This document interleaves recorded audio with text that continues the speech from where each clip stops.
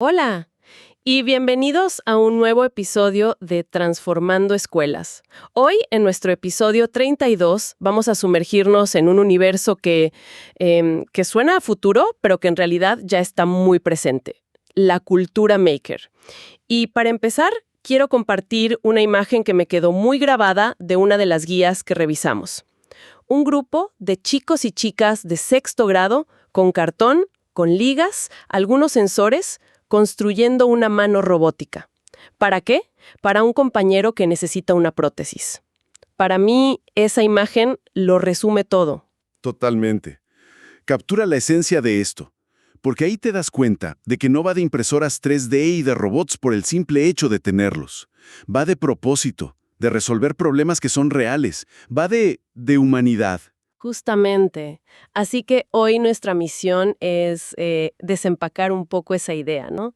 Ver qué hay detrás de los makerspaces, los Fab Labs.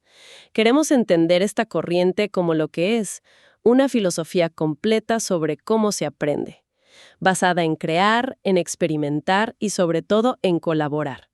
Y para este análisis nos sumergimos en un montón de material: investigaciones académicas de América Latina y de España, guías súper prácticas para docentes y también artículos que se animan a cuestionar su filosofía. La idea es conectar todo esto para que sea útil. Claro, el objetivo es destilar qué significa este movimiento para los sistemas educativos, para la práctica diaria de un docente y, lo más importante, para el aprendizaje de los estudiantes que están hoy en nuestras aulas. Perfecto. Entonces, si volvemos a esa imagen de la mano robótica, ¿cómo conectamos ese proyecto tan potente con, digamos, la definición más formal de la cultura maker en la educación? Bueno, es que esa imagen es la definición en acción. Pero a nivel conceptual, las aulas maker son espacios con un enfoque constructivista, o sea, parten de esta idea de que aprendemos mejor cuando construimos algo.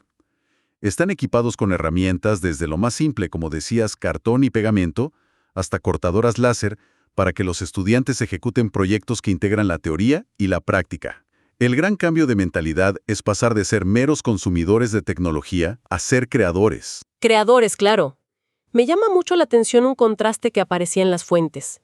Se menciona que países como Argentina, Chile, Colombia, Uruguay, México ya están empujando fuerte con estas metodologías. Pero a la vez se reconoce que en la misma región todavía hay sistemas muy anclados en la memorización.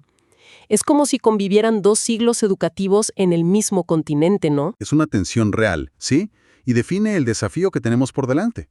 Un estudio en Ecuador, por ejemplo, señalaba esta persistencia del modelo tradicional. Pero, y esto es lo clave, al mismo tiempo destacaba casos de innovación espectaculares. Esto demuestra que el cambio es posible, pero no es parejo. Y es acá donde se pone interesante, porque lo que define el movimiento no es el espacio físico, no son las herramientas que tengas, es lo que se conoce como el maker mindset, la mentalidad de hacedor. Mentalidad de hacedor. Suena bien, pero ¿qué significa en la práctica? O sea, ¿qué valores definen a alguien con esa mentalidad? Son varios, pero podríamos centrarnos en dos pilares que lo cambian todo. El primero, la colaboración radical y el conocimiento compartido. La idea de que el saber no es una propiedad privada, sino algo que crece cuando se comparte. Y el segundo, que para mí es el más transformador, es una nueva relación con el error. La cultura maker celebra el fracaso como una fuente de aprendizaje. Hay un lema que lo resume perfecto: Failing is the new winning, o sea, fracasar es el nuevo ganar. Le quita todo el estigma al error. Exacto, lo convierte en el motor para mejorar y para atreverse a más. Entiendo, es un cambio cultural profundo y aunque suene muy moderno, me da la sensación de que tiene raíces en ideas pedagógicas que ya conocemos. Pienso en Piaget, en Vygotsky, pero de repente en las fuentes aparece un concepto que parece de otro universo: la ética hacker. Y la verdad, la palabra hacker todavía tiene una carga negativa para muchos. ¿Cómo termina siendo un pilar de la pedagogía? Es una pregunta excelente, porque toca el corazón filosófico del movimiento. La connotación negativa de hacker viene de los medios, ¿no? Que lo asocian a criminales informáticos. Pero su sentido original, el que nace en laboratorios como el MIT, es muy distinto. Un hacker, en su esencia, es alguien con una pasión irrefrenable por entender cómo funcionan las cosas. Ah, claro. Ya sea un programa, un motor, lo que sea, es la persona que no se conforma con usar la caja negra. Quiere abrirla, ver los engranajes, entender la lógica, modificarla. O sea que no es destruir, sino deconstruir para entender. Exactamente. Es un acto de curiosidad profunda, de empoderamiento. La ética hacker se basa en el acceso libre a la información, la desconfianza en la autoridad centralizada, y lo que hace la pedagogía Maker es tomar esa esencia, esa pasión por desarmar el mundo para entenderlo y reconstruirlo mejor, y llevarla al aula. Busca formar estudiantes que no acepten la tecnología pasivamente, sino que se pregunten, ¿y si lo hacemos de otra forma? Claro. Y si lo adaptamos a nuestra necesidad, es una forma de rebeldía creativa. Entiendo la filosofía. Suena increíble. Pero, a ver, me pongo en los zapatos de un docente y pienso, genial, pero ¿qué hago yo el lunes con 30 alumnos y un currículo que cumplir? Las fuentes que revisamos daban ejemplos muy concretos, ¿verdad? Vamos a bajar todo esto a la realidad del aula. Claro, es fundamental. Y los ejemplos muestran la versatilidad de la metodología. Ya mencionaste el proyecto Muchas manos para una mano. El de la prótesis. Es un ejemplo perfecto porque combina ingeniería, diseño, empatía y un propósito social clarísimo. Totalmente. La motivación ahí no es la nota, es ayudar a alguien. El aprendizaje se vuelve intrínsecamente significativo. Exacto. Y para los más grandes, de 10º y 11º grado, las fuentes proponían el desafío Controlando mi invernadero. La misión, diseñar un sistema automatizado para cultivar alimentos en una colonia en Marte. La verdad suena mucho más emocionante que los problemas de trenes que se cruzan que me tocaba resolver a mí. Sin duda. Y fíjate cómo ese solo proyecto obliga a conectar biología, física, programación, diseño 3D. Es un proyecto STEAM en toda regla. Claro, las disciplinas no están en silos, se integran para resolver un problema complejo. No es aprender sobre fotosíntesis en un libro, es aplicar ese conocimiento para que una planta no se muera en un entorno hostil. Y esto no son solo ideas en un papel. Me impresionó mucho el caso de la Unidad Educativa Arcoíris en Ecuador. No es un profesor aislado haciendo un proyecto. Es toda una institución que se transformó.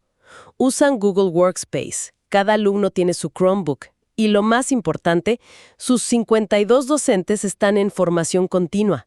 ¿Es este el único camino?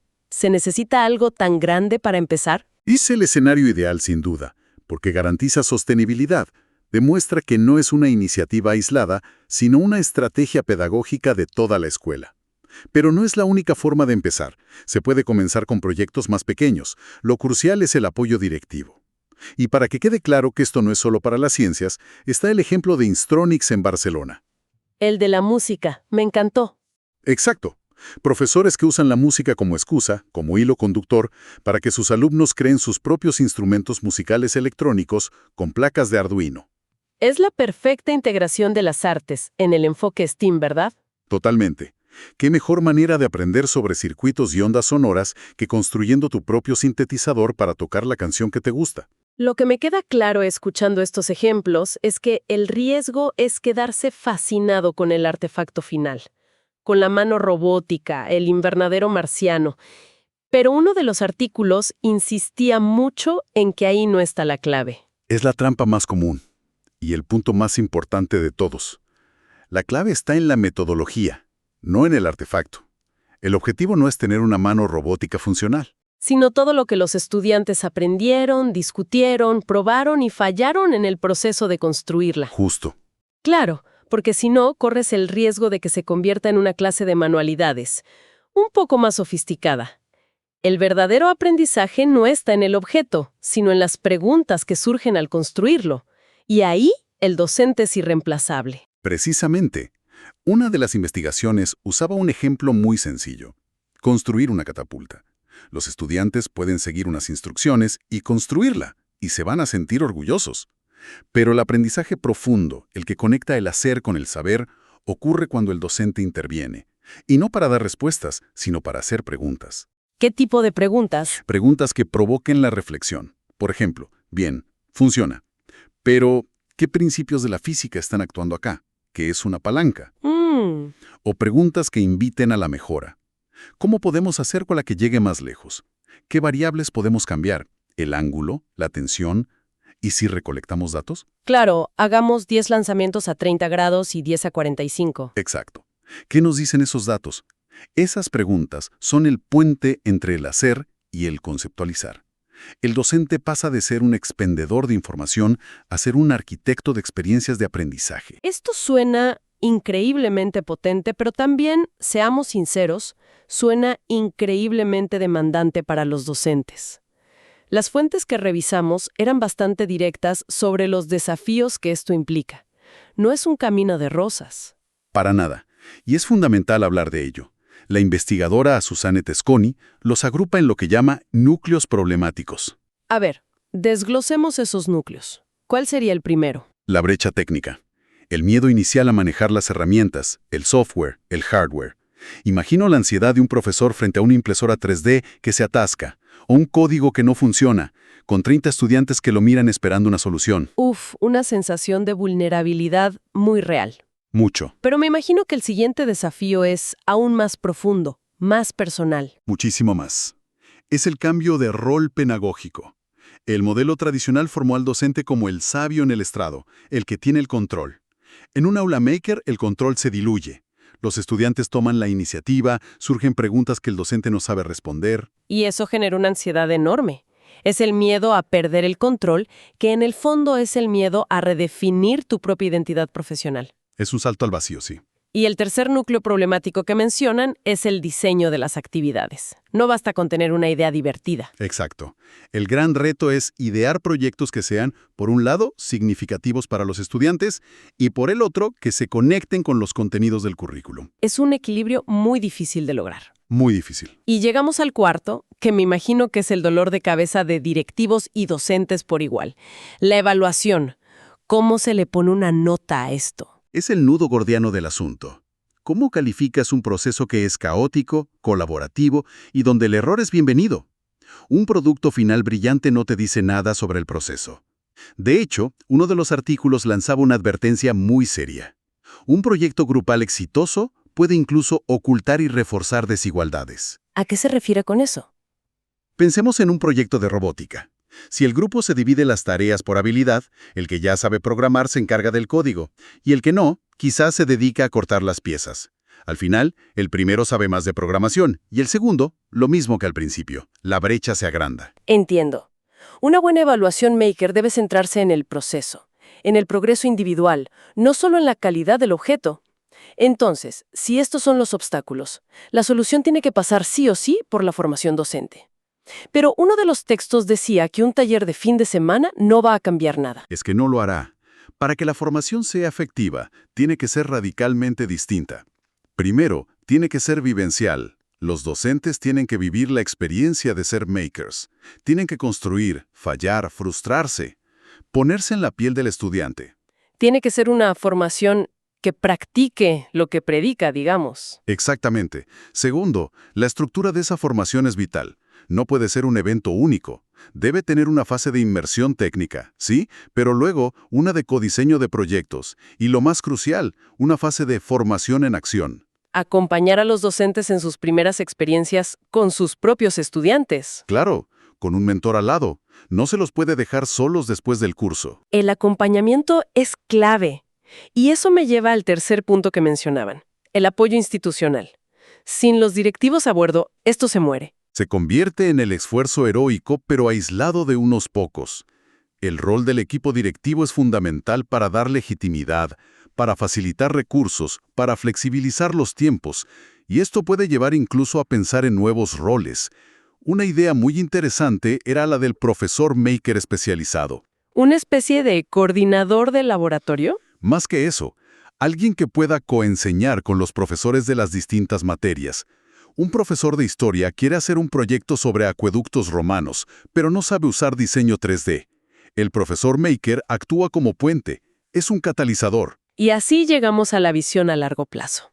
Si una escuela logra superar todo esto, ¿cuál es el impacto final? ¿Por qué todo este esfuerzo es tan relevante? ¿Tiene que ser algo más grande que solo hacer las clases más entretenidas? Mucho más grande, porque el objetivo de fondo es ambicioso y profundamente político. Se trata de construir un nuevo tipo de ciudadanía digital. y de reducir lo que uno de los autores llama la alienación técnica. Alienación técnica. Es una frase muy potente. Suena a que somos extraños frente a las herramientas que definen nuestra vida. Y es que en gran medida lo somos. Vivimos inmersos en una tecnología complejísima, pero para la mayoría es una caja negra. Usamos el smartphone, la computadora, las redes sociales, pero no tenemos idea de cómo funcionan. No podemos repararlas, no podemos modificarlas. Somos consumidores pasivos. Exacto, y esa pasividad nos vuelve vulnerables. Estamos alienados. Y la pedagogía Maker busca ser el antídoto. Precisamente, la pedagogía Maker y su prima la pedagogía Hacker buscan empoderar a los estudiantes. Su mensaje es: esta tecnología no es magia, fue creada por personas y tú también puedes entenderla, desarmarla y reconfigurarla. Volvemos a la idea del hackeo ético del principio. Ujú. Entender el hackeo como ese acto de comprensión profunda para usar un sistema de formas creativas, y esto fomenta lo que en pedagogía llamamos agencia. La capacidad de sentir que puedes actuar y generar cambios en tu entorno. Exacto.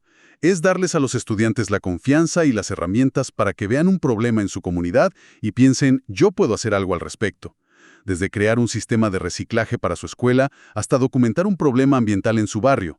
Se trata de formar ciudadanos que no solo consumen el futuro, sino que son capaces de participar en el diseño de su propio futuro. En resumen, lo que hemos explorado hoy es que el movimiento Maker, lejos de ser una moda, es un enfoque pedagógico muy profundo.